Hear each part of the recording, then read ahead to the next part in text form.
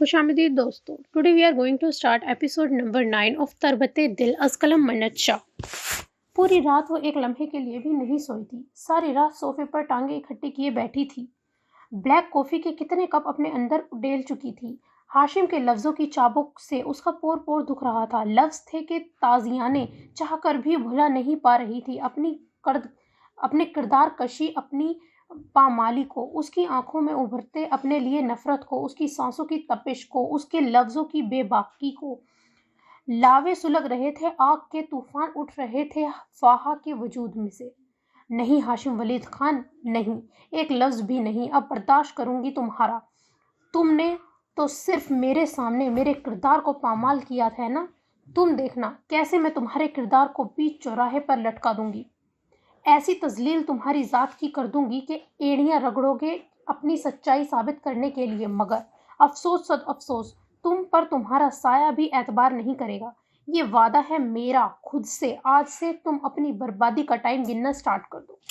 अपने आंसू को रगड़ते हुए कहा था उसने। फिर इशाल के और अपने मुलहका कमरे में आई थी। मुझे घर कौन लाया था फाहा? उसने चकराते सर को हाथ से थामते पूछा था। फाहा के रूम में आते ही ये सवाल तुम खुद से क्यों नहीं पूछती? अच्छे से जवाब मिलेगा। उसकी तरफ एक भी निगाह गलत डाले उसने बेलचक लहजे में कहा था। मेरी ड्रेस तुमने चेंज? उफ़ो ईशो प्लीज मेरा दिमाग मत खाओ। शराब पीकर डांसिंग बार के फ्लोर पर नाच नाच कर अगर दिल नहीं भरा तो ऐसा करो किसी कोटे पर चढ़ा। क्या बकवास कर रही हो? होश में तो हो? इशाल एकदम से बिफरी शेरनी की तरह उस तक पहुंची थी और उसका रुख अपनी तरफ करके खींच के थप्पड़ लगाया था। होश में मुझे नहीं, तुम्हें आना चाहिए। ईशू कोई इतना अंधा कैसे हो सकता है अपनी मोहब्बत की अना और जिद में कि अपने दायरे से ही निकल जाए। उसने गाल पर हाथ रखते चीखते हुए कहा था। पता भी है कल क्या क्या गुल खिलाती फिर रही थी रात में तुम? दो दो खानदानों की इज्जत का सवाल नहीं, 3 खानदान जुड़े हैं तुम्हारी इज्जत से। मुझे बताओ जरा, कब चौधरियों या रंधावा या फिर मलिकों की बेटी डांस बार की जीनत बनी है? किसी एक खानदान की इज्जत की लाज रख लेती। नवासी होने का हक, पोती होने का हक या फिर बहू होने का हक कुछ ही निभा लेती। इतना भी नहीं सोचा रात के अंधेरे में मेरे मरे हुए बाप की इज्जत? हद में रहो फाहा, छोटी हो छोटी रहो। इशाल चीखी थी उसकी बात काटते हुए।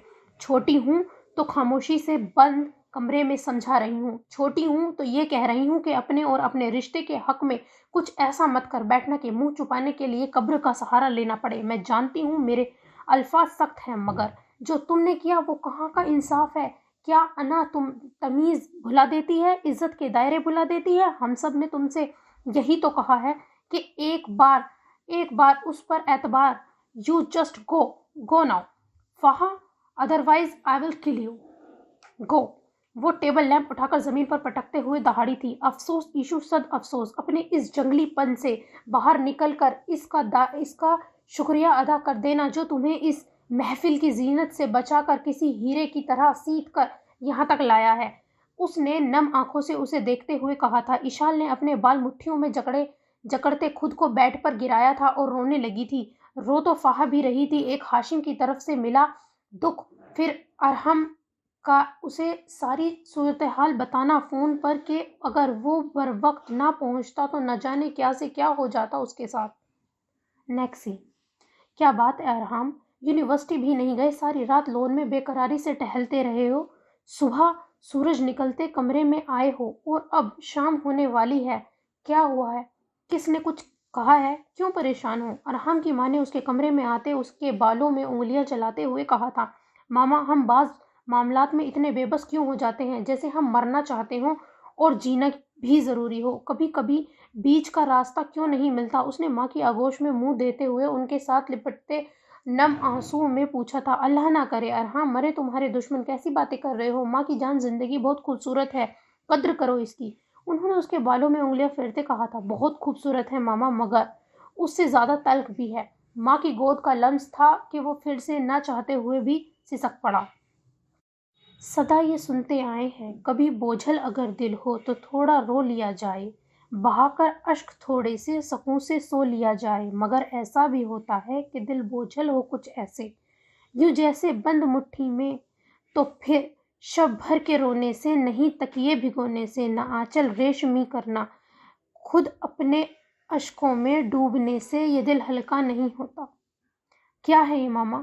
بلا وجہ ہنسنا اور ہنستے جانا، جب کہ اندر سے بے بسی محسوس کرنا۔ کبھی کبھی اتنا خاموش رہنے کا دل کرتا ہے کہ خود کو قبرستان بنا لوں، اور کبھی کبھی دل کرتا ہے کہ اتنا تنہا ہو جاؤں کہ اپنے سائے کو بھی برداشت نہ کروں۔ ماما، ہم کسی کو اپنے جینے کی اتنی وجہ کیوں بنا لیتے ہیں کہ اس کی بے حسی پر مرنا بھی ناممکن لگتا ہے؟ اس کے درد میں ڈوبی ہوئی آواز ماں کو جھنجھوڑ گئی تھی۔ ارحم میرے بیٹے، کیوں عزت دے رہے ہو خود کو؟ اس کی نم آنکھوں کو ہتھیلیوں سے صاف کرتے انہوں نے تڑپ کر پوچھا تھا۔ میں نے سنا تھا ماما، جب دو لوگ محبت کرتے ہیں تو ان کے درد کے الہام دونوں پر واضح ہوتے ہیں، مگر اسے میرے درد کی تکلیف کا احساس ہی نہیں ہوتا۔ ماما، میری محبت میں اتنی طاقت کیوں نہیں ہے کہ اسے میری تکلیف کا الہام سونپ سکے؟ اس نے ایک ٹرانس کی کیفیت میں کہا تھا۔ ارحم، اس نے جو دیکھا اس پر یقین کیا، قصور اس کا بھی نہیں، مگر ان اناؤں کے بت کو تم دونوں میں سے کسی ایک کو ہی توڑنا ہوگا، ورنہ بہت کچھ برا ہو جائے گا۔ انہوں نے اسے پیار سے سمجھاتے کہا تھا۔ جی ماما، اب اس مسئلے کا حل واقعی سوچنا ہوگا، ورنہ… وہ رات والا بار کلب کا سین یاد کرتے ہوئے چپ ہو گیا تھا۔ اچھا، سوچتے ہیں اس بارے میں تھوڑا۔ اٹھو اور تیار ہو جاؤ اور ناشتہ کرو، ارسم اور ایہاب کی طرف ہو آؤ، فریش فیل کرو گے۔ وہ اس کے پیشانی پر بوسہ دیتے ہوئے اٹھتے ہوئے خود بھی اٹھی تھی۔ جی ماما۔ وہ اٹھ کر بیٹھ گیا تھا۔ نیکسٹ سین۔ ہیلو جی ماما۔ وہ خود پر پرفیوم چھڑک رہا تھا جب اس کے نمبر پر سویرا رندھاوا کی کال آئی تھی۔ ایہاب، 7 بجے ایک ڈیلیگیشن سے میٹنگ ہے تمہاری پی سی میں، فائل فارورڈ کروا دیتی ہوں، سویرا رندھاوا نے مشروف سے انداز میں کہا تھا۔ ماما، کیا ضروری ہے آپ ارسم کو… نہیں، ارسم نے ایک اور جگہ جانا ہے کانٹریکٹ سائن کرنے، تم پلیز مینیج کر لو، میں فائل بھجوا دیتی ہوں۔ انہوں نے دھیمے لہجے میں کہتے کال کاٹی تھی۔ مگر آج تو مجھے اس جگہ جانا تھا پھر سے، شاید وہ مجھے نظر آ جائے یا اس کا باپ، بھائی، کوئی بھی، ایک بار مجھے اس کا نام پتہ چل جائے، پھر میری محبت میرے پاس ہوگی، میرے روم میں، میرے حصار میں۔ اس نے سرد آہ بھرتے ہوئے منتہا کا چہرہ خیالوں میں جگمگاتے ہوئے کہا تھا۔ نیکسٹ سین۔ خیریت ڈاکٹر صاحب؟ وہ بھی تھانے میں؟ ہاشم نے مسکراتے ہوئے جاوید سے مصافحہ کرتے کہا تھا۔ ہاں، کلینک جا رہا تھا، سوچا تمہاری طبیعت کا ہی پوچھ لوں، جواد نے بیٹھتے ہوئے کہا تھا۔ تم میرا مذاق اڑا رہے ہو؟ ہاشم نے چبھتی نظروں سے اسے دیکھتے کہا تھا۔ نہیں، یہ پوچھنے آیا ہوں کہ یہ کون سا طریقہ ہے اس لڑکی سے بات کرنے کا؟ میرا دوست تو ایسا کبھی بھی نہیں تھا، اس نے تو کبھی کسی لڑکے کی کردار کشی نہیں کی تھی۔ پھر رات وہ سب… آئی ایم سوری، میں نے سب سن لیا، مگر مجھے بالکل بھی پسند نہیں آیا تمہارے منہ سے وہ سب سننا، جواد نے افسوس سے کہا تھا۔ ضروری تھا، ہاشم نے اگنور کرتے کہا تھا۔ ایک لڑکی کی کردار کشی ضروری تھی؟ کیسے؟ مجھے بھی سمجھاؤ۔ کسی کے کردار کا سرٹیفکیٹ ہم کیوں لیے پھرتے ہیں، جب کہ ہم نے تو اپنا سرٹیفکیٹ نہیں دے سکتے کہ کتنے کھرے اور کتنے کھوٹے ہیں؟ جواد نے اس کو گہری نظروں سے دیکھتے پوچھا تھا۔ دیکھو جواد، بات میری اور اس کی نہیں ہے، مجھ پر اٹیک کر کے میں اس پر اٹیک کروں، یہ ہم دونوں کی الگ بات ہے، مگر وہ جتنا سیدھا اس کیس کو سمجھ رہی ہے اتنا ہے نہیں۔ میں شروع دن سے اس کو اس کیس سے دور رکھنا چاہ رہا ہوں، اس لیے نہیں کہ میں اسے خود سے آگے نکلتا نہیں دیکھ سکتا، ہم دونوں اپنے اپنے حصے کی کامیابی ایک دوسرے سے چھین نہیں سکتے، مگر میں ایک لڑکی کو جانتے بوجھتے ہوئے اس کیس میں نہیں دھکیل سکتا۔ یار، یہ اپنی نوعیت کا بہت خطرناک کیس ہے۔ وہ لڑکا لڑکیوں کے مرڈر کرتا ہے، وہ بھی اتنے بے دردی سے۔ میں نے اپنے دائرے کی کسی لیڈی انسپیکٹر کو بھی اس میں انوالو نہیں کیا، کیونکہ مجھے سب کی جان پیاری ہے۔ جواد، میں شروع دن سے ہر طریقے سے اسے سمجھا چکا ہوں، مگر وہ سمجھنے کو تیار ہی نہیں ہے۔ اس نے اپنی کرسی سے اٹھتے ہوئے کہا تھا۔ تو تم اسے سیدھی بات… یہی تو مسئلہ ہے، وہ سیدھی بات سمجھتی ہی کب ہے، سارے ثبوت اکٹھے کرنے میں لگی ہوئی ہے۔ اس دن بھی آدھی رات اکیلی میرے گھر میں گھسی، کل اسے لگا کہ میں نے اسے دیکھا نہیں، مگر کل بھی وہ اس ڈونا کے ساتھ وہیں کھڑی تھی جب ہم انویسٹیگیشن کر رہے تھے، سب مردوں میں وہ اکیلی لڑکی تھی وہاں موجود۔ پھر رات کے 12 بجے کے بعد پھر سے وہ کلینک میں آئی تھی، اور ڈونا، اس میں خود میں جان نہیں ہے، وہ کیا حفاظت کرے گا اس کی؟ میرا کوئی رشتہ نہیں ہے فہد سے، مگر کسی کی بہن بیٹی تو ہے نا، اس لیے مجھے وہ سب کرنا پڑا۔ آخری حربہ شاید اس سے وہ پیچھے ہو جائے۔ اس نے सांस छोड़ते आखिर में जवाद की तरफ देखते कहा था, मगर हाशिम, वो वो हर्ट हुई है बहुत ज़्यादा, रोते हुए निकली थी वहां से। उसका चेहरा एकदम से मुरझाया हुआ था। जवाद ने भी उसके पास खड़े होते हुए कहा था, जानता हूँ, बस वो एक दफ़ा पीछे हो जाए और ये केस सोल्व हो जाए, फिर मैं खुद उससे माफ़ी मांग लूँगा। उसने पैंट की जेबों में हाथ डालते हुए कहा था, खैर है ना हाशिम वलीद खान, और माफ़ी, लगता है दिल की बर्बादी का टाइम नज़दीक आ रहा है। जवाद ने उसे कांधा मारते हुए कहा था, बकवास न कर, हर वक्त फजूल गोई, बता क्या मंगवाऊँ, चाय या कॉफ़ी? उसने इंटरकॉम थामते कहा था, कुछ नहीं यार, बस निकलूंगा, तेरी भाभी को आज डिनर पर भी लेकर जाना है, इसलिए क्लिनिक से जल्दी निकलना है, पर अगर टाइम पर जाऊंगा तो जल्दी निकलूंगा। जवाद ने मुस्कुराते हुए कहा था, भाभी ठीक है और मेरा भतीजा? हाशिम ने पूछा, सब फिट है, लगाऊंगा कि चक्कर किसी दिन उनके साथ घर पर। जवाद ने हाथ मिलाते हुए कहा था, श्योर, ज़रूर। हाशिम ने भी मुस्कुराते हुए कहा था और जवाद चला गया था। वो हर्ट हुई थी यार बहुत। जवाद के जुमले उसके कानों में गूंज रहे थे। वो खुद भी तो पूरी रात बेताब रहा था। उसके आंसू, उसे तर चेहरा उसकी आंखों के सामने आता रहा था। फिर उसके चेहरे पर दर्द, उसकी किरदार कशी पर उसका टूटना, उसके सख्त अल्फाज से उसकी रूह की चुभन, रूह का छन्नी छन्नी होना, फिर उसके होठों की करीबी एक पहाड़ बना था। उस वक्त वो उसकी इतनी नज़दीकी पर खुद पर पहरे बिठाए कैसे उस नाजुक जान की कुर्बत पर नफी करते उसे उसने पीछे धकेल दिया था। वरना दिल तो चाह रहा था कि थाम ले इन लम्हों को और मुकीद हो जाए इन सब में। सब कुछ याद करते उसने खुद को कम कंपोज करते पॉकेट में से सिगरेट और लाइटर निकालकर सिगरेट सुलगाई थी। सॉरी फा, सबके लिए तुम फाहा होंगी, FSC होंगी, मगर मेरे लिए फा हो, एक अच्छी लड़की। उसने सिगरेट होठों तले दबाते कहा था। Next scene. माशाल्लाह बहुत प्यारी लग रही हो। ब्यूटिशियन के तैयार करने के बाद जब जोइशा ने उसे देखा था तो खुशी के मारे उछल ही पड़ी थी। फिर उसकी पेशानी पर लब रखते अल्लाह पाक से बहुत बहुत अच्छे नसीब, अल्लाह पाक बहुत बहुत अच्छा नसीब करे तुम्हारा मेंढकी। आंखों में आंसू लाते उसने उसके गले लगते कहा था, चलें, रोहेल अंकल की काफ़ी कॉल्स आ चुकी हैं। उसने मंतहा को उठाते हुए कहा था। वो भी उसका हाथ थामे उठी थी। पार्लर में लगे शीशे में अपना अक्स देखा था। रेड ब्लड लहंगा में सजी संवरी होश रुबा दुल्हन खड़ी थी। हाथों में भर भर के कांच की चूड़ियां, भारी भरकम जेवर, सुर्ख लिपस्टिक, डार्क मेकअप, कुछ नहीं था, सब कुछ परफेक्ट था। मगर क्या उसका दिल परफेक्ट था? आईने में खुद के साथ खड़े इहाब को तसव्वुर कर किया तो खुद की ही नज़र उतारने का दिल चाहा, मगर फिर जब मौज़म हुसैन को तसव्वुर किया तो दिल दहल गया। आंखें पानियों से भरने लगीं। काश रात तुम मेरे पीछे घर तक आते और कहते कि साथ चलो, मेरे बाबा से मुझे अपने हक में मनवा लेते, मुझे यहाँ से दूर ले जाते। उसने तड़प कर सोचा था, मगर तसव्वुरात और ख़यालात पर किसी के इख्तियार हैं, न सोचों पर पहरा। सोचो कि ख़यालात की दुनिया होती तो मन पसंद है, मगर जब उसमें से इंसान निकलता है तो सिवाय तकलीफ़ के कुछ हासिल नहीं होता। जोइशा की लाई गई गाड़ी में ही बैठी वो अब हॉल की तरफ जा रही थी। बोनिया को किसी की निगरानी में छोड़ के आई हो? गाड़ी में बैठते पूछा था। नसरीन खाला के पास है, बस तुम्हारा निकाह होते ही मैं निकलूंगी। जोइशा ने उसका मांग टीका सेट ठीक करते हुए कहा था। तुम रुखसती नहीं देखोगी? मंतहा ने अपनी अपनी गोल नथ के मोती को होठ से परे करते हुए कहा था। बोलो मत यार, लिपस्टिक खराब हो जाएगी और मैं नहीं देख पाऊंगी ना, मैं कल आ पाऊंगी क्योंकि कल मामा बाबा की बरसी है, उसने बोझल दिल से कहा था।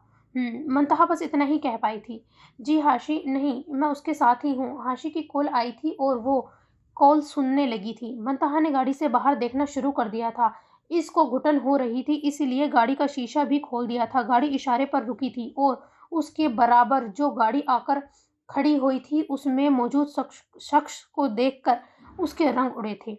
वो जो अपने ध्यान इशारे पर रखा था, गर्दन मुड़ते ही देखते हक्का बक्का रह गया था उसे सजी सवरी को देखकर। दुल्हन उसके मुंह से निकला था उससे पहले कि वो उसके चेहरे से नजरें हटा पाता। इशारा खुला था और गाड़ी तेजी से निकली थी। वो हक्का बक्का गाड़ी निकलते देख रहा था जब पिछली गाड़ी के हॉर्न की आवाज़ उसके कानों में पड़ी थी। یا اللہ یہ کیسا امتحان ہے، کیوں ہر بار اسے میرے سامنے لا کر کھڑا کر دیتے ہیں آپ؟ منتہا نے زرد چہرے سے تڑپتے سوچا تھا۔ تم ٹھیک ہو؟ زوئشا نے اس کی حالت دیکھتے کہا تھا۔ ہاں، بس گھٹن ہو رہی ہے، اس نے لڑکھڑاتے ہوئے لہجے میں کہا تھا۔ اچھا بس پہنچنے والے ہیں۔ اس نے اپنی سائیڈ کا بھی شیشہ کھول دیا تھا۔ وہ پاگلوں کی طرح گاڑی اس کی گاڑی کے پیچھے دوڑانے لگا تھا۔ مطلب آج اس کی بارات کیسے؟ یا اللہ پلیز ان لمحوں کو میرے حق میں کر دے۔ اس نے دل سے دعا کی تھی۔ گاڑی بھگاتے ہوئے وہ ان کی گاڑیوں کو فالو کرنے لگا تھا۔ کچھ دیر بعد گاڑی ہوٹل کے انٹرنس پر رکی تھی۔ زوئشا اسے اتارے اپنی ہم نوائی میں اندر لے کر گئی تھی۔ بہت دیر لگا دی ہے تم لوگوں نے کب سے انتظار کر رہے ہیں مولوی صاحب۔ روہیل صاحب نے برائڈل روم میں منتہا کو بیٹھاتے دیکھتے کہا تھا۔ زوئشا بیٹا تم تھوڑی دیر باہر چلی جاؤ، نکاح خواہ آ رہے ہیں۔ روہیل صاحب نے زوئشا سے کہا تھا۔ جی انکل۔ وہ منتہا کی پیٹھ تھپتھپاتے ہوئے چلی گئی تھی۔ ماشاء اللہ بہت پیاری لگ رہی ہے میری گڑیا، روہیل صاحب نے اس کے سر پر ہاتھ رکھتے ہوئے کہا تھا۔ آئیں مولوی صاحب۔ مولوی صاحب کو اندر آتے دیکھ روہیل صاحب نے انہیں منتہا کے برابر بٹھایا تھا۔ بسم اللہ کریں، انہوں نے منتہا کے سر پر ہاتھ رکھتے کہا تھا۔ وہ ہال کے باہر گاڑی کھڑی کرتے جلدی سے اترا تھا، پھر بھاگتا ہوا اندر گیا تھا۔ منتہا روہیل ولد محمد روہیل حق محض 70,000 روپے سکہ رواج الوقت کیا آپ کو معظم حسین ولد فیروز حسین اپنے نکاح میں قبول ہے؟ نکاح خواہ نے منتہا کی طرف دیکھتے کہا تھا۔ قبول ہے، اس نے ساکت دل بے زر آواز اور خود سے اپنی روح کو الگ کرتے کہا تھا۔ ایسا ہو سکتا تھا کہ اس کی روح، اس کا دل تڑپے نہ اس فیصلے پر۔ ایہاب کو لگا جیسے کسی نے اس کے کانوں میں پگھلا ہوا سیسا انڈیل دیا ہو۔ آج خواہش تھی اس کی اس کا نام جان لینے کی، اور نام پتہ بھی چلا تو کیسے۔ منتہا روہیل ولد محمد روہیل حق محض 70,000 روپے سکہ رواج الوقت کیا آپ کو معظم حسین ولد فیروز حسین اپنے نکاح میں قبول ہے؟ دوسری بار پوچھا گیا تھا۔ قبول ہے، بے تاثر درد میں ڈوبی لڑکھڑاتی آواز، اس کی آواز، اس کے لفظوں کا بوجھ وہ پتہ نہیں کیسے سہن کر پا رہا تھا۔ زمین آسمان ہل گئے تھے اس کے سامنے۔ منتہا روہیل ولد محمد روہیل حق محض 70,000 روپے سکہ رواج الوقت کیا آپ کو معظم حسین ولد فیروز حسین اپنے نکاح میں قبول ہے؟ قبول ہے کہتے ہی سامنے پڑے نکاح نامے پر سائن کر کے کانپتے ہاتھ سے دان کر دی تھی اپنی خواہش، اپنے جذبے، اپنی روح، اپنی سانسیں، اپنا دل۔ زندہ لاش پل بھر میں ڈوب کے ابھری تھی بے ترتیب دھڑکنوں میں۔ سائن کر کے جو ہی نظر سامنے اٹھی وہ سر نفی میں ہلاتا، تربتر آنکھوں سے گیلے چہرے کے ساتھ لڑکھڑاتا کھڑا تھا۔ منتہا کی آنکھ سے آنسو ٹپکا تھا۔ ماتھے پر سفید بینڈیج لگائے وہ نم آنکھوں سے سامنے کھڑا تھا۔ زرد چہرہ لیے جیسے کسی نے روح کھینچ لی ہو اس سے، جیسے اس کی دنیا لٹ گئی ہو۔ نکاح خواہ گواہان سمیت سب اس کے سر پر ہاتھ رکھ کر باہر چلے گئے تھے۔ وہ اپنی جگہ منجمد کھڑا تھا۔ کچھ دیر دونوں نے بہتی آنکھوں سے ایک دوسرے کو دیکھا تھا، جیسے وقت ٹھہر گیا ہو، جیسے کائنات رک گئی ہو۔ ایہاب کی آنکھوں میں 100 سوال تھے، منتہا کی آنکھوں میں 100 درد تھے، اور قسمت کی جھولی میں 100 بہانے۔ کچھ ایسا ہو یہ شام ڈھلے، کوئی ہاتھ میں تھامے ہاتھ میرا، کوئی لے کہ مجھے کو ساتھ چلے، کوئی بیٹھے میرے پہلو میں، میرے ہاتھ پہ اپنا ہاتھ دھرے، اور پوچھے کہ آنکھوں سے آنسو وہ دھیرے سے یہ بات کہے، یوں تنہا چلنا ٹھیک نہیں، کیا ہم بھی تمہارے ساتھ چلیں؟ ہم بھی کیا تمہارے ساتھ چلیں؟ کیسا لمحہ تھا، کتنی بے درد اور ظالم تھی قسمت، محبت کا جہاں روئیں روئیں میں جگا کر کیسے ارمانوں کو کچل گئی تھی۔ کوئی اس وقت ایہاب اور منتہا سے پوچھتا کہ محبت ذبح ہوتے کیسی دکھتی ہے، دونوں کی گردنوں پر اپنے وار کر کے قربان کر گئی تھی یہ چپ چاپ محبت دونوں کو۔ نکاح مبارک ہو بیٹا، معظم نے بھی نکاح قبول کر لیا ہے، اس کی ماں نے اندر آتے کہا تھا اور اسے گلے لگایا تھا۔ وہ برف کی طرح منجمد بیٹھی بے حس و حرکت ماں کے گلے لگی تھی۔ مبارک ہو مسز حسین، زوئشا نے اندر آتے کہا تھا۔ ایہاب نے تلخی سے مسکرا کر دیکھا تھا منتہا کو، اور پھر الٹے قدموں پلٹ گیا تھا۔ اس کے پلٹتے ہی وہ سارے بند توڑے زوئیشا کے گلے لگی ہچکیوں سے رونے لگی تھی۔ ایہاب کے کانوں میں اس کی ہچکیوں کی آوازیں سنائی دی تھی، مگر اس کو گھٹن ہو رہی تھی۔ اسے لگ رہا تھا وہ وہاں سے نہیں نکلا تو اس کی سانس بند ہو جائے گا، وہ کچھ بہت نرا کر گزرے گی۔ دونوں نے ایک دوسرے سے بات نہیں کی تھی، مگر شاید درد کی زبان خاموش ہوتی ہے، لٹے پٹے سارے الفاظ ایک جیسے ہوتے ہیں۔ بس بس بیٹا، اس کی ماں نے اس کی پیٹھ تھپتھپاتے کہا تھا۔ آنٹی منتہا، زوئیشا نے اس کے وجود کو خود سے ساتھ ڈھکیلتے کہا تھا۔ وہ بے ہوش ہو گئی تھی، اس کی باہوں میں جھول گئی تھی۔ کیا ہوا؟ روہیل صاحب کو بھی بلایا گیا تھا، وہیں منتہا کو ہوش میں آتا نہ دیکھ مجھے لگتا ہے بی پی لو ہو گیا ہے۔ بھائی صاحب بس جلدی سے رخصتی کروا دیں، نہیں تو یہ ایسے ہی خود کو ہلکان کرتی رہے گی، تائی نے اسے بے ہوش دیکھتے کہا تھا۔ بس بس، یہ ہوش میں آ جائے گی، روہیل صاحب نے کہا تھا۔ زوئیشا نے ہاتھ مسلتے پھر سے اس کی آنکھوں پر پانی چھڑکا تھا، تب اس نے مندی مندی آنکھیں کھولی تھی۔ ٹھیک ہو تم؟ زوئیشا نے پریشانی سے پوچھا تھا۔ بیٹا ٹھیک ہو نا؟ روہیل صاحب نے پوچھا تھا۔ جی بابا، بس تھوڑا چکر آ گیا تھا، اس نے خود کو کمپوز کرتے کہا تھا۔ اچھا یہ جوس پی لو، کچھ کھا لو، پھر رخصتی ہے، اس بار تائی بولی تھی۔ اس نے بس سر ہاں میں ہلایا تھا۔ کچھ دیر بعد جلدی جلدی میں رخصتی کر دی گئی تھی۔ باپ کے گلے لگ کر وہ نہ جانے کتنی دیر روتی رہی۔ بھائی کو سینے سے بھینچے اس کا دل کئی بار کٹا تھا، اور اماں کا دامن ان کی ممتا چھوٹ گئی تھی۔ زوئیشا بھی اس کی حالت کے پیش نظر رخصتی تک رکی تھی۔ سب سے مل کر وہ گاڑی میں بیٹھی تھی معظم حسین کے سنگ۔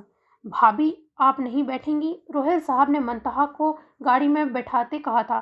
نہیں بھائی صاحب، منتہا اور معظم ہی جائیں گے، کیونکہ انہوں نے ہوٹل جانا ہے، معظم نے وہیں پر روم بک کروایا ہے، وہ چاہتا تھا اس شور شرابے سے تھوڑی دور۔ تائی نے گڑبڑاتے ہوئے کہا تھا۔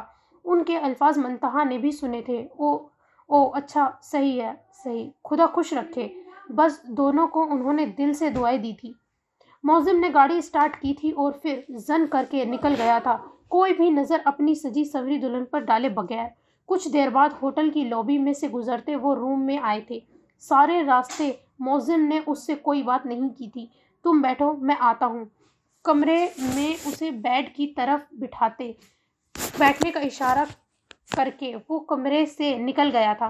وہ پریشانی سے کانپتے وجود کے ساتھ کچھ بھی کہے بغیر پوچھے بغیر پیڈ پر بیٹھی تھی، مگر جان تو تب نکلی جب ٹھیک 15 منٹ بعد معظم کی بجائے کسی اور کو کمرے میں آتا دیکھا تھا۔ کون ہو تم؟ جب اس آدمی نے اس کی سیج پر بیٹھ کر اس کا ہاتھ پکڑا تھا تو وہ چیخی تھی۔ نیکسٹ سین۔ الٹے قدموں چلتے ہوئے ہال سے باہر آیا تھا۔ کیا کچھ نہیں ٹوٹا تھا اس کے اندر؟ عشق قتل ہوا تھا تو اور طرفین آنکھوں نے کی تھی۔ پہلی نظر کا پیار، پہلا عشق۔ ایہاب رندھاوا کا دل کھنچ گیا تھا۔ ایک مدت سے تجھے ورد میں رکھا جس نے، وہ محبت میں قلندر بھی تو ہو سکتا ہے۔ تیرے کوچے میں جو آیا ہے غلاموں کی طرح، اپنی بستی کا سردار بھی تو ہو سکتا ہے۔ سلسلہ وار اگر اشک گرائے جائیں، یہ جو صحرا ہے سمندر بھی تو ہو سکتا ہے۔ کب تلک تیرے خیالوں کے سہارے پہ جئیں، دل تیری یاد میں منکر بھی تو ہو سکتا ہے۔ گاڑی تک پہنچتے کتنی بار وہ لڑکھڑایا تھا۔ بے درد عشق کا زہر مار گیا تھا۔ جان لیوا گھٹن سانسوں پر حاوی ہو رہی تھی، اور ہونٹ بن کوئی زہر پیے ہی سفید ہو گئے تھے، ایسے جیسے کسی نے سانسیں کھینچ کر خشک کر دیا ہو اندر کی روح کو۔ گاڑی میں بیٹھ کر اس نے ٹائی کی نوٹ ڈھیلی کی تھی۔ گھڑی 7 بجا چکی تھی۔ ماں کی مسلسل کالز آ رہی تھیں، اور اس کے لیے تو وہ وقت کیا، کائنات کیا، پل کیا، سب کچھ بے معنی سا ہو گیا تھا۔ اسے تو اس کی قسمت نے کسی کا کالے زہریلے ناگ کی طرح ڈس لیا تھا۔ اس وقت وہ خود بھی اپنے اختیارات میں نہیں تھا۔ ایک ہی اترا ہوا چہرہ سوجا سنورا بے عیب اس کی آنکھوں کے سامنے لہرا رہا تھا۔ یہ پہلی بار تھا کہ اس کے ہاتھوں سمیت اس کی ٹانگیں بھی کپکپا رہی تھی۔ موبائل پر پھر سے اس کی ماں کی کال آنے لگی تھی۔ کیوں، آخر کیوں نہیں سمجھ پایا میں کہ آج سے 3 دن پہلے جب وہ مجھے ملی وہ اپنی مایوں کے جوڑے میں تھی، کل وہ اپنی مہندی کے جوڑے میں تھی، اور آج کتنی بار میری محبت کو اپنے نام کرنے کے مجھے ہنٹ ملے، اور میں پتہ نہیں کن گمانیوں میں پھرتا رہا۔ میرے مالک، یہ کیسا انصاف ہے؟ میرے دل میں اس کے عشق کی جوت جلا کر اسے ہی کسی اور کے نام کر دیا ہے۔ یہ خلا کیوں رکھ دی میری زندگی میں؟ میں تو جیتے جی مر گیا۔ کیسے بتاؤں، کسے سناؤں؟ میں مر رہا ہوں اس کے بغیر۔ میرے مردہ وجود میں اس کی سانسیں منتقل کر دے میرے مالک، یا مجھے میرے دل سمیت دھتکار دے۔ اسٹیئرنگ پر سر رکھے وہ دہاڑے مار مار کے رو رہا تھا۔ کتنا خوش تھا وہ آج۔ اسے ہر حال میں ڈھونڈنا تھا اپنی محبت کو، اور آج ہی اس نے اسے کھو دیا۔ گاڑی کے آس پاس سے گزرتے لوگ اس کی دہاڑے مار کر روتا دیکھ پاگل تو پتہ نہیں کیا کیا سمجھ رہے تھے۔ ہاں تھا وہ پاگل، ہاں تھا وہ منچلا، کیونکہ اس نے گناہ کر لیا تھا پہلی نظر کی محبت کا، اور اب وہ گناہ اس کے جسم کی ہر نس سے استعارہ مانگ رہا تھا۔ ابھی تو وہ ٹھیک سے خواب نہیں دیکھ پایا تھا، ان خوابوں کی لکھ نہیں پایا تھا اپنے اور اس کے نام، مگر دونوں کی روحوں کے ناموں کو وہ کھینچ لیا گیا تھا، بے نام کر دیا گیا تھا۔ یہ عمر رواں کا کون سا دور ہے کہ سب کچھ ہوتے ہوئے بھی، دنیا کی ہر چیز خریدنے کی استطاعت رکھتے ہوئے بھی میں اسے کھو گیا، جسے سانسوں میں چننا تھا۔ اپنی تر بتر ہوتی حالت کو سمیٹتے ہوئے اس نے بہنے دیا تھا خود کو نمکین پانیوں میں۔ اب اس نے گاڑی اسٹارٹ کر دی تھی۔ وہ خوش نہیں تھی اس شادی سے۔ اس کا دل ویران تھا، آنکھیں ویران تھی، روایات میں بندھی وہ خود کو رسیوں میں جکڑے بیٹھی تھی، بے حس و حرکت۔ نہیں تو وہ مجھ میں اور میں اس میں اپنا درد چن لیتے، بہتے آنسوں سے اس نے کہا تھا۔ اس کے اشکوں پہ، غموں پہ، دکھوں پہ، ہر اس کے زخم پر، حق میرا ہی رہے ہر جگہ ہر گھڑی عمر بھر۔ دل مجھے دے اگر درد دے اس کا پر، اس کی ہو وہ ہنسی گونجے جو میرا گھر۔ اے خدا جب بنا اس کا ہی بنا۔ وہ رو رہی تھی، اس کے آنسو ہر لمحہ مجھے جھنجھوڑیں گے۔ اس کی آنکھوں میں شکوے تھے ایہاب رندھاوا کے لیے، وہ اس کا بار بار پیچھے مڑ کر دیکھنا۔ کل رات اس کی آنکھوں میں سجی امید آج بجھی ہوئی تھی۔ یہ کیا ہو گیا مجھ سے؟ تیز گاڑی چلاتے ہوئے اس نے گاڑی روکی تھی، خود کے تنفس کو بحال کرتے بالوں کو مٹھیوں میں جکڑے رو دیا تھا۔ ایک سلجھا اپنی سلطنت کا شہزادہ رو دیا تھا۔ منزل کے قریب پہنچ کر اپنی منزل نہ پا سکنے پر اس کا سجا سجایا پھول کسی اور کی جھولی میں ڈل گیا تھا۔ ملکیت سے دستبرداری کیا ہوتی ہے وہ اس وقت کوئی ایہاب رندھاوا سے پوچھے۔ سب کچھ ہوتے ہوئے بھی کسی ایک من پسند شخص سے دوری، جدائی کتنی اذیت ناک موت ہوتی ہے وہ ایہاب رندھاوا سے بہتر کون جان سکتا تھا۔ محبت کی تربت کس نے دیکھی ہے؟ تربت ایک ایسا مٹی کا مزار، ایک ایسا دل جسے زمانے کی ٹھوکریں مار مار کر ریزہ کر دیتے ہیں، اور جس کے سب ذرے اگر محبوب چن کر اپنی محبت کی بارش میں بھگا کر دوبارہ سے بنا دے تو وہ سونے کا بن جاتا ہے، کبھی نہ ٹوٹنے کے لیے۔ پیار ہے یا سزا؟ اے میرے دل بتا، ٹوٹتا کیوں نہیں درد کا سلسلہ؟ اس پیار میں ہو کیسے کیسے امتحاں، یہ پیار لکھے کیسی کیسی داستاں۔ یا ربا دے دے کوئی جان بھی اگر دل پر پہ ہو نہ ہو کوئی اثر۔ ایک نے باپ کے کہنے کی لاج رکھ لی تھی، ایک اپنی قسمت سے ہی ہار گیا تھا۔ وقت الٹی چال چل رہا تھا، جذبات دان کر کے قسمت نے چھین لیے تھے۔ بے خوابی اب عمر بھر کا مقدر بن چکی تھی۔ ہجر بقیہ زندگی کی وراثت ٹھہرا تھا۔ نیندیں آنکھوں سے کھینچ لی گئی تھی اور تحفے میں بے قراریاں، بے چینیاں عطا کر دی گئی تھی ایہاب رندھاوا کو، اور مٹی کا دل ذرے بن کر تیز ہوا میں اڑ گیا تھا، آنکھوں میں بھر گیا تھا، آنسو دے گیا تھا۔ نیکسٹ سین۔ میں نے تم سے کہا تھا نا کہ باہر مت نکلنا، تمہیں سمجھ نہیں آئی میری بات؟ وہ منتہا کو رخصت کر کے اپنا بیگ لینے آئی تھی برائڈل روم سے، تبھی دروازہ اندر سے لاکڈ ہوا تھا اور وہ اس کے پیچھے آ کر کھڑا ہوا تھا۔ میں وہ اچھی لگ رہی ہوں۔ اس کے پیچ ڈریس میں کھلے بالوں میں انگلیاں پھنساتے اس کی آنکھوں میں اپنی سبز آنکھ گاڑے کہا تھا بیربل نے۔ چھوڑو مجھے۔ اس نے اس کا ہاتھ جھٹکے سے ہٹایا تھا اپنے بالوں سے کہ اس کے بال کھینچے تھے۔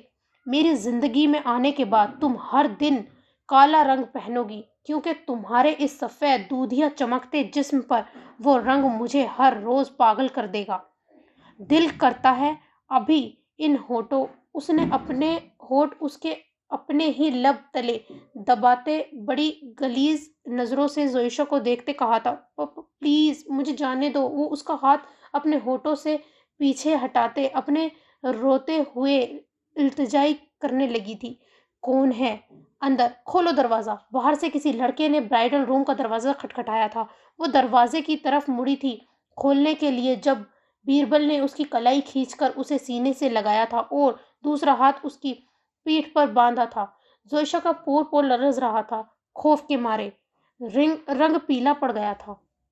اوپر سے گردن کے پچھلے حصے پر اس کی غلیظ سانسوں کی چبھن، نہ جانے اتنی ہمت کہاں سے آ گئی تھی اس میں کہ اپنی ہیل اس کے شوز پر مارتی، اسے دھکا دیتی جھٹ سے دروازہ کھول بیٹھی تھی۔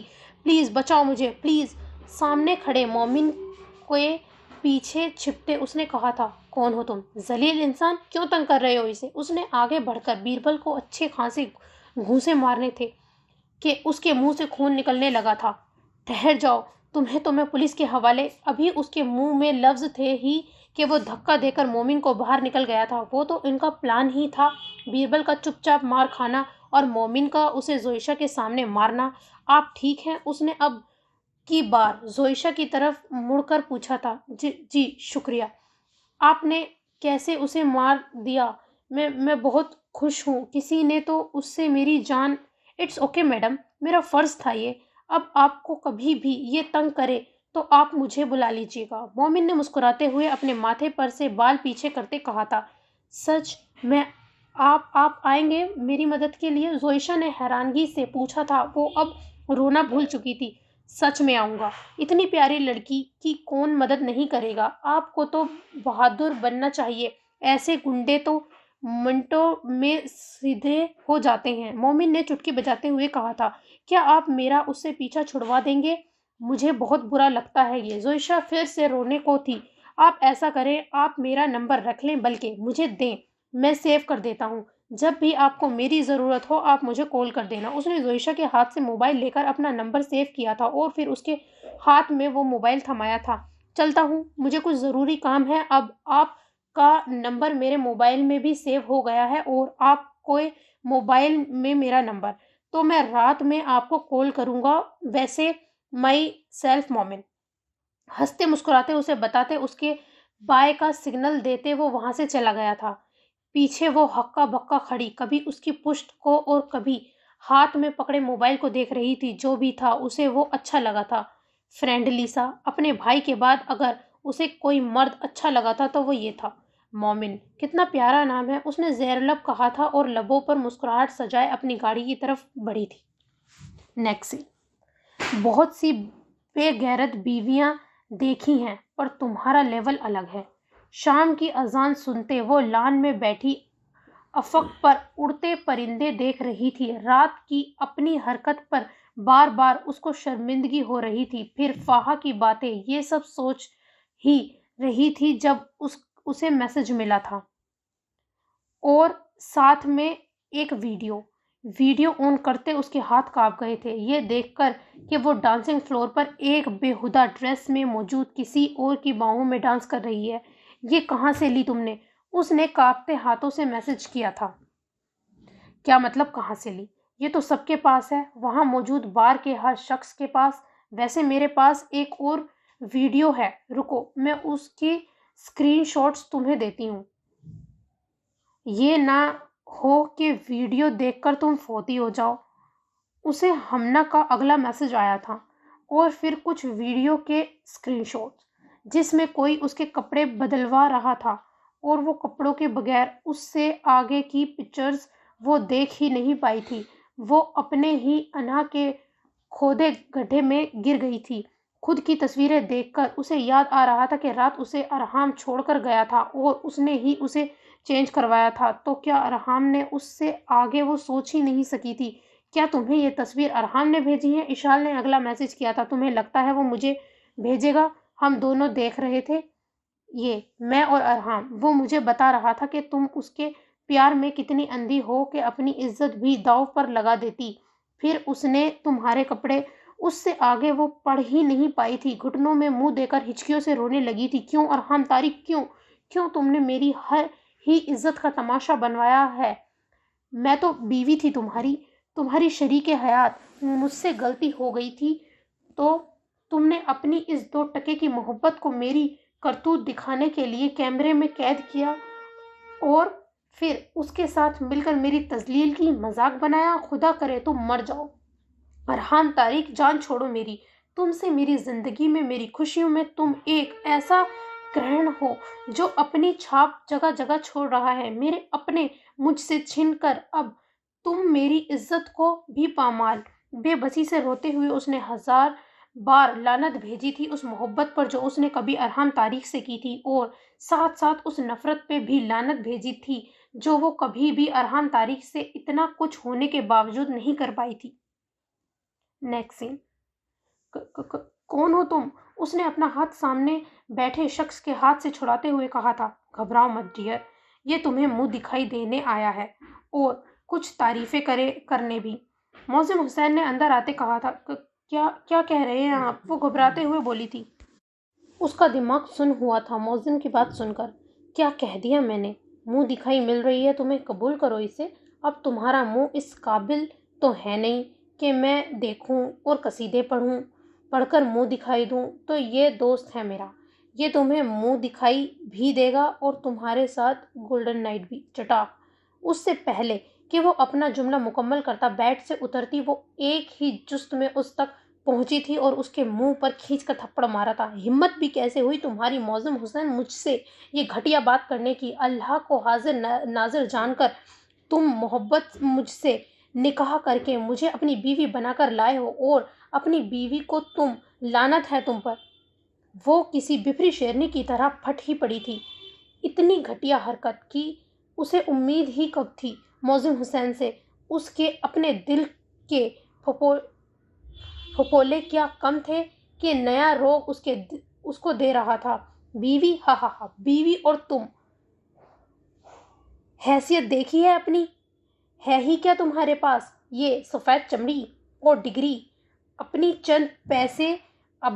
چند پیسے پھینکوں تو ایسی چمڑی میرے نیچے بچھنے کو تیار ہوں۔ تمہیں کیا لگا تھا تم بچپن سے لے کر اب تک موزم حسین کو اپنا غرور کے آگے ذلیل کرتی رہو گی تو موزم تمہاری ضلالت کا جھنجھنا لے کر بجاتا رہے گا، یا اسے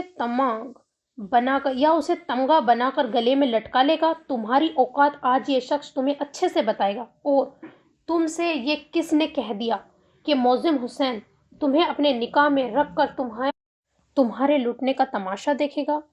ڈیئر کزن، بہت بھولی ہو تم اور تمہاری پوری فیملی۔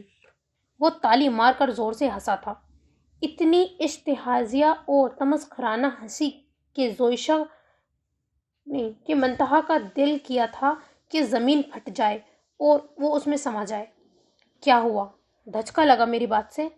تمہاری زندگی تو اسی دن برباد کرنے کا میں نے سوچ لیا تھا جب پہلی بار تم نے مجھے میری اوقات میں رکھا تھا۔ ویسے اچھا ہی ہوا جو تم نے مجھے پہلی ہی تھپڑ مار دیا، مگر اس تھپڑ کی گونج مجھے نہیں، تمہیں ساری زندگی سنائی دے گی۔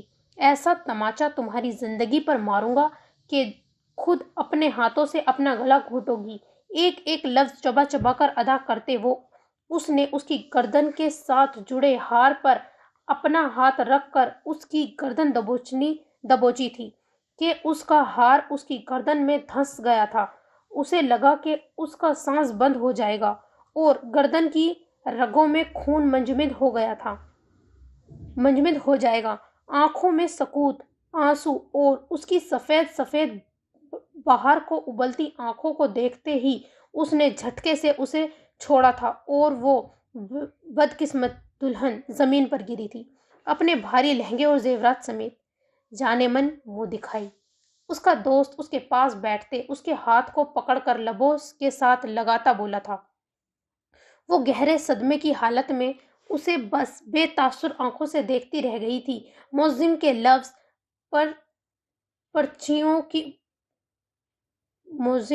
پر چیٹیوں کی طرح اس کی روح کو گھائل کر گئے تھے۔ اوپر سے اس کے دوست کی غلیظ نظریں۔ اس نے اسے دھکا دے کر پیچھے کیا تھا۔ موزم مت کرو ایسا، میرا باپ جیتے جی مر جائے گا، میں تمہاری نوکر بن کر رہ لوں گی، جیسا تم کہو گے ویسا کروں گی، پلیز اسے بھیجو یہاں سے، میں تمہارے نکاح میں ہوں، یہ گناہ ہے، میں تم سے ہاتھ جوڑ کر معافی مانگتی ہوں، پلیز مجھے معاف کر دو۔ وہ اس کے پاؤں کے پاس بیٹھ کر گڑ گڑا رہی تھی، رو رہی تھی، اپنے باپ کی شرافت کی عزت کی بھیک مانگ رہی تھی، ساری زندگی کی ریاست ضائع نہ ہونے کی بھیک مانگ رہی تھی۔ یہ دن تو بہت خوشیوں بھرا ہوتا ہے ہر لڑکی کی زندگی میں، اور اس کے لیے یہ دن کسی قیامت سے کم نہیں تھا، اور یہ قیامت اس کا مجازی خدا اس پر ڈھا رہا تھا۔ اس نے موزم حسین کو ظالم سمجھا تھا، شفاق سمجھا تھا، مگر انسانیت کے درجے سے گرا ہوا کبھی نہیں سمجھا تھا۔ اس کے ہاتھ میں اس کی زندگی کی ڈوریاں اس کے باپ نے تھمائی تھی تو وہ کسی کٹ پتلو کی طرح کھینچ کر اس کی نسیں ہی کاٹ رہا تھا ان ڈوریوں سے۔ بہت مزہ آ رہا ہے مجھے، سچ پوچھو تو آج میرا دل کو ٹھنڈک ملی ہے، اور برسوں بعد مجھے آج سکون کی نیند آئے گی۔ اس نے اپنا پاؤں زور سے اس کے سینے پر رکھتے پاؤں کی کک سے اس کی معافی مانگتے وجود کو دور پھینکا تھا۔ میں موزم حسین اپنے پورے ہوش و حواس میں منتہا روحیل تمہیں طلاق دیتا ہوں۔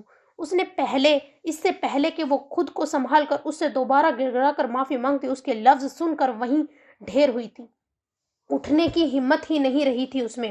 ہوٹل کے اس بند کمرے میں دو نفوس اب قہقہ لگا کر ہنس رہے تھے، اور وہ پتہ نہیں کیسے زندہ بیٹھی تھی، کیسے سب کچھ برداشت کر رہی تھی۔ اسے لگا جیسے اس کے حلق میں کسی نے کچھ اٹکا کر اس کی سانس منجمد کر دی ہوں، جسے اس کے جسم میں جان نہیں ہے۔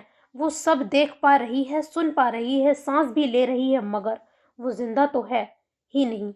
بے تاثر چہرے، لرزتے جسم، لرزتی نم پلکوں سے اس نے موزم حسین کو دیکھا تھا، جو اسے اب باہوں میں اٹھا کر بیڈ پر گرا رہا تھا۔ اب چونکہ تم میری بیوی نہیں ہو، میری عزت نہیں ہو، تو یہ تمہارے ساتھ جو مرضی کرے، مجھے فرق نہیں پڑتا۔ اس کے نازک جسم پر اپنی دوست کو گراتے اس نے پھر سے زور سے تالی بجائی تھی۔ اس کی سسکی نکلی تھی۔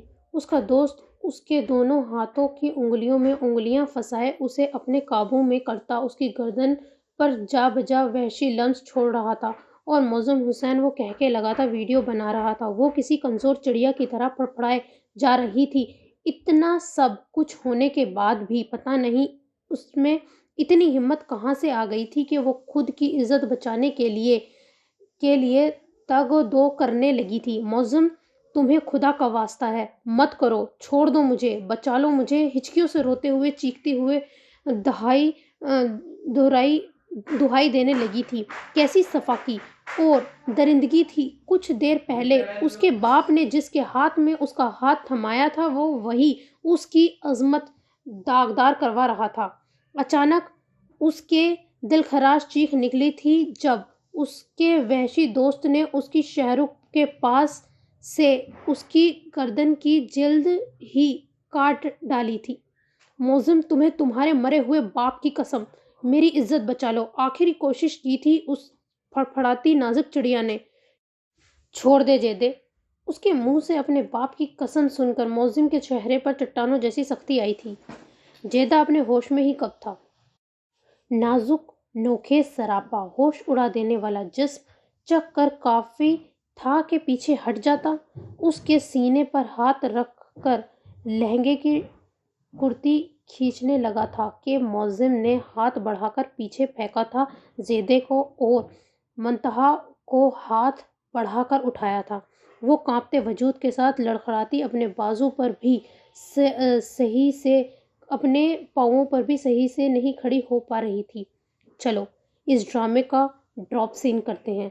سوچا تھا صبح تک انتظار کر لوں مگر نہیں، اب تم میرے باپ کو بیچ میں لے آئی ہو تو میں تمہارے باپ کو کیسے حیات رہنے دے سکتا ہوں؟ اب تمہارا باپ جب تک مرحوم نہیں کہلایا جائے گا مجھے سکون نہیں ملے گا تب تک، اس نے اسے کھینچتے ہوئے باہر نکالتے کہا تھا۔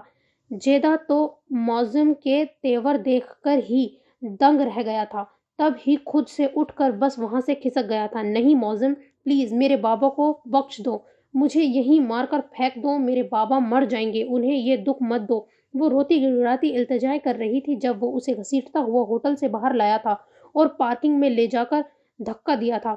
سارے راستے وہ ہاتھ جوڑ جوڑ معافی مانگتی رہی تھی اپنے ماں باپ کی عزت کی، خوشیوں کی، مگر موزم حسین پر نہ جانے کون سا آسیب سوار تھا۔ اس کی ہار کا نشانہ اور اپنی جیت کا نشہ دونوں ٹھاٹھے مار رہا تھا اس بے لگام خبیث گھوڑے کے وجود میں۔ نکلو باہر۔ گاڑی گھر کے سامنے روک کر اس نے اسے کھینچا تھا۔ موزم، خدا کا واسطہ ہے، محلے میں میرا باپ کی عزت چٹاک چٹاک چٹاک، جو میری عزت داؤ پر لگائی ہے اس کی بھرپائی کون کرے گا؟ ارے پہلے ہی کہہ دیتی شادی نہیں کرنی یا سیٹ کیا ہوا ہے تو میں تم جیسی غلاظت پر تھوکتا بھی نہیں۔ موزم حسین نے دروازہ جھٹکے سے کھول کر اس اجڑی بکھری حالت کی دلہن کو صحن کے بیچوں بیچ پھینکا تھا۔ گھر پر جتنے بھی مہمان تھے کونوں خدروں سے کھڑکیوں سے کیڑوں کی طرح نکل کر اس کے آس پاس کھڑے ہو گئے تھے۔ یہ کیا کر رہے ہو تم؟ موزم منتہا کی ماں سن کر ہی پاگلوں کی طرح اس تک پہنچی تھی۔ سچ کہہ رہا ہوں چچی، یہ تربیت کی ہے اپنی بیٹی کی؟ ارے جب وہ چاہتی ہی نہیں تھی مجھ سے نکاح تو کیوں اس کی بدنامی کو میرے گلے کا ہار بنا دیا؟ یہ دیکھیں کرتوت اس کے، اور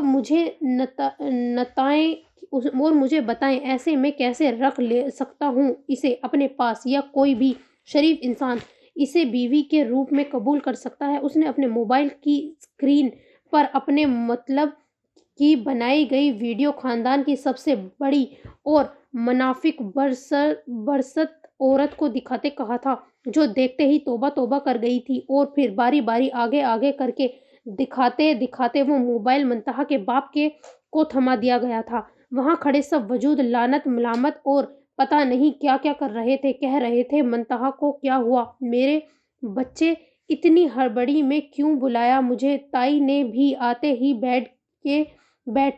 بیٹے کے پاس کھڑے ہو کر پوچھا تھا، ماں جب یہ کسی اور سے محبت کرتی تو نے کیوں ڈالا اس کے گلے میں میرے نام کا ڈول؟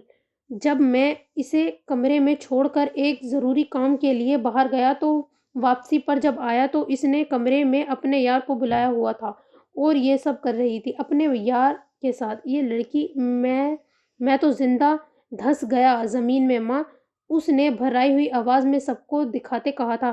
موزم، میری بیٹی بس کر دیں چچا، آپ کی بیٹی آپ کے اور میرے منہ پر کالک مل چکی ہے، اب مزید کیا رہ گیا ہے؟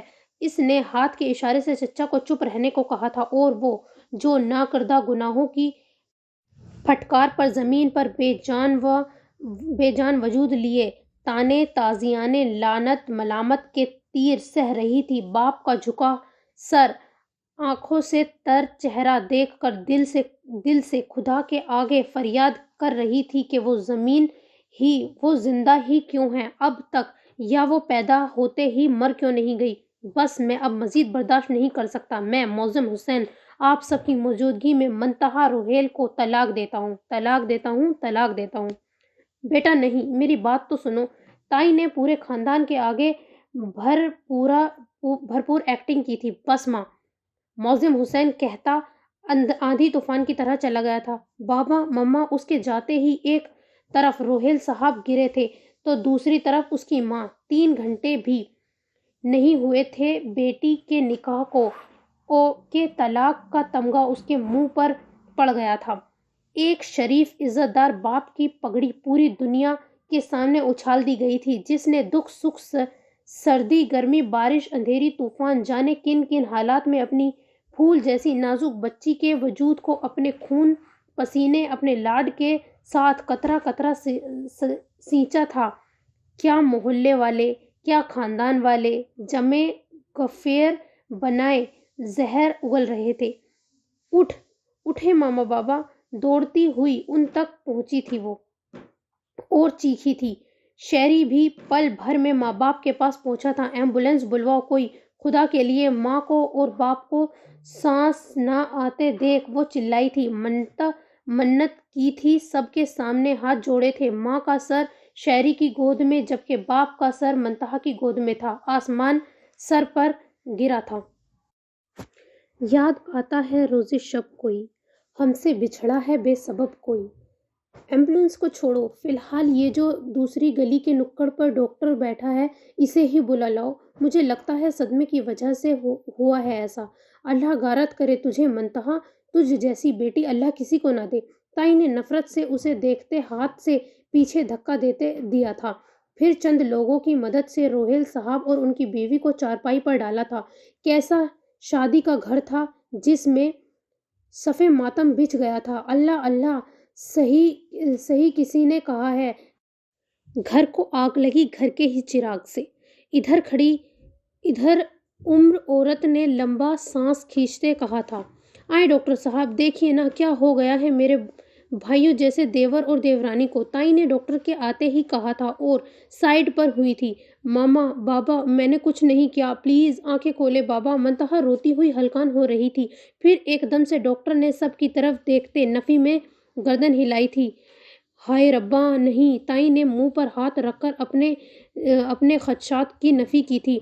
ہارٹ اٹیک کی وجہ سے دونوں کا انتقال ہو چکا ہے، قریباً کوئی 5 منٹ پہلے، ڈاکٹر نے پیشہ ورانہ انداز میں کہا تھا۔ دونوں؟ ماما بابا؟ شہری بھاگتا ہوا کبھی ماں کی چارپائی کے پاس جاتا گلے لگتا تو کبھی باپ کی۔ منتہا تو سنتے ہی دھڑام سے نیچے گری تھی، ہوش و حواس سے بیگانہ۔ تائی نے سینہ پیٹ پیٹ کر دل بھر کے اس بے ہوش دلہن کو کوسنے دیے تھے۔ مر گیا میرا بھائی، میری بھاوج، ارے تجھے ذرا شرم نہ آئی، نہ ترس آیا، نہ رحم؟ دو خاندان کی عزت کو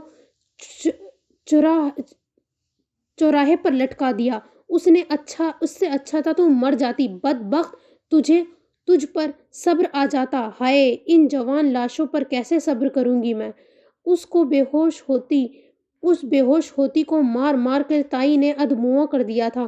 وہ دو تو مر ہی گئے ہیں، اسے مار کے کیوں الزام اپنے سر لینا؟ بی بی جی جو بھی تھے ان کے ماں باپ تھے، چھوڑ دیں اسے، محلے کی ایک خاتون نے کہا تھا۔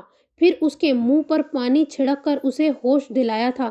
کبھی شہری بے ہوش ہو جاتا تو کبھی منتہا۔ بابا خدا کے لیے آنکھیں کھولیں، آپ کی بیٹی پاک ہے۔ کچھ نہیں کیا بابا، میں مر جاؤں گی، میں کیسے جیوں گی، میں کیسے اپنی بے گناہی کا ثبوت کروں؟ بابا میرے پیارے بابا، ایک بار، بس ایک بار آنکھیں کھولیں، اپنی منتہا کی بھی تو سنیں۔ وہ کبھی باپ کے ہاتھ چومتی، کبھی پیر چومتی، کبھی چہرہ پکڑ کر ہلاتی، مگر باپ تو نہ جانے کب سے آخری سفر پر رواں ہو گیا تھا، بند آنکھوں کی چلمن گرائے۔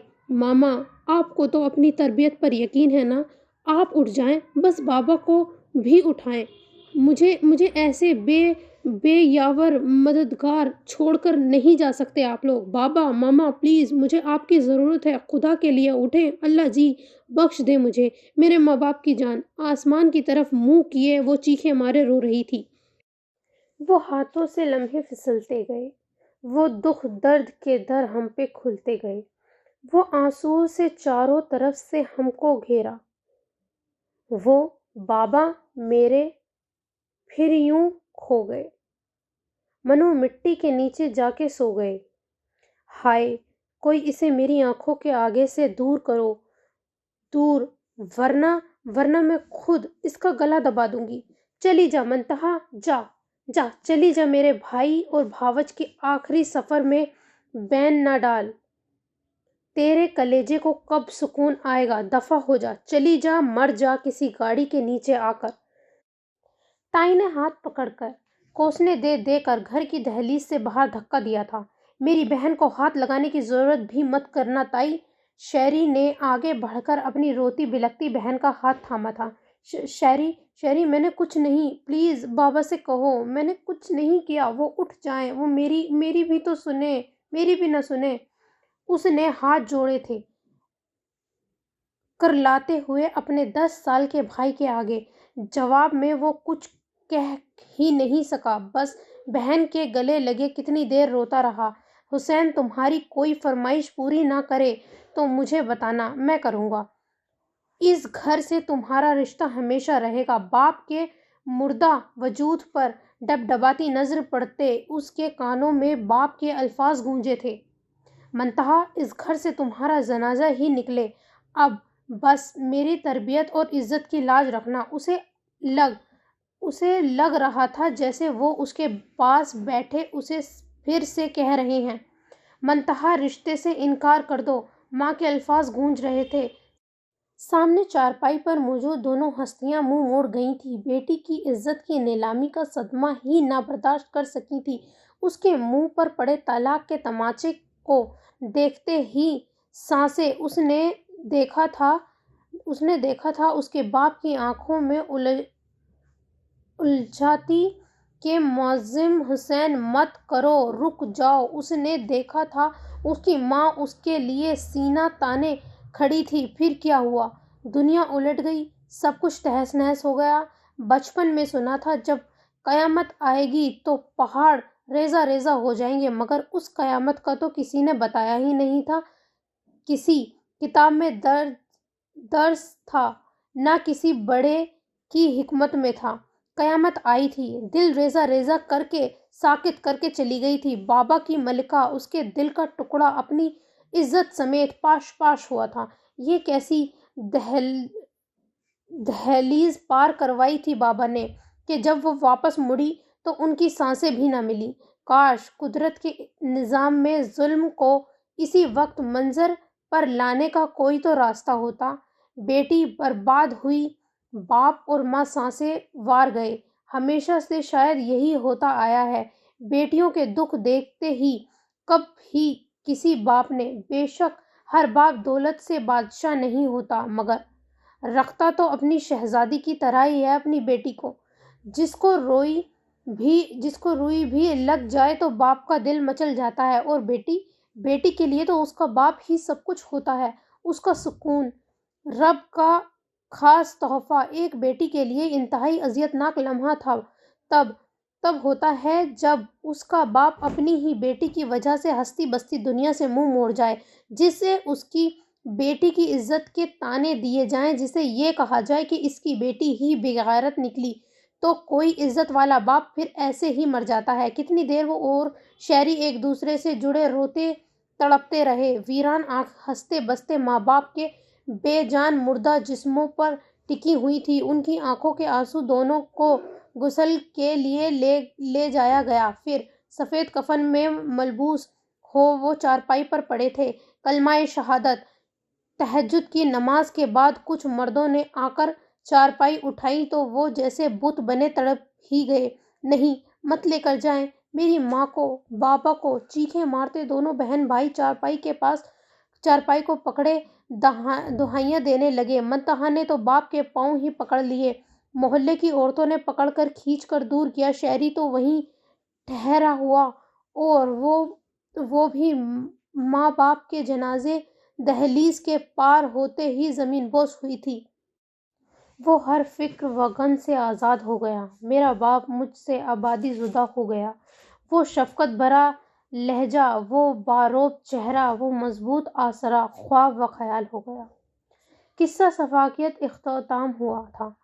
بدلے کی آڑ میں معصوم بچے سے ان کی دنیا، ان کی جنت کھینچ لی گئی تھی۔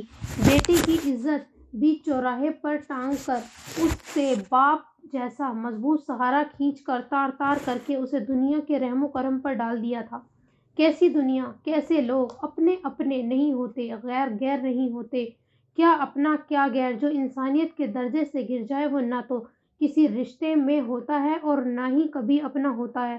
خون سفید ہو جائے تو اپنوں کو بھی حیوان بننے میں وقت نہیں لگتا۔